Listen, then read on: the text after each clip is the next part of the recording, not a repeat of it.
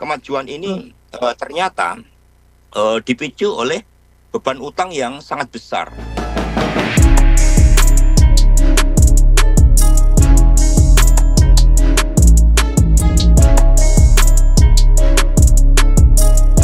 Ya kami jujur aja kilaf dulu ketika ikut mencalonkan Gibran, karena kami juga di sisi lain memang mengakui terhadap kemajuan yang dilakukan oleh Pak Jokowi. Tapi setelah kami lihat lebih dalam, kemajuan ini ternyata dipicu oleh beban utang yang sangat besar. Utang kita, utang pemerintah itu hampir mencapai 196 miliar US dollar.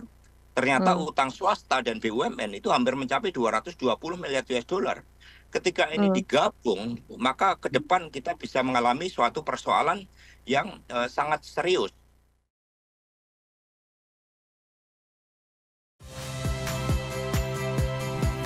Saya Harjuno Pramendito.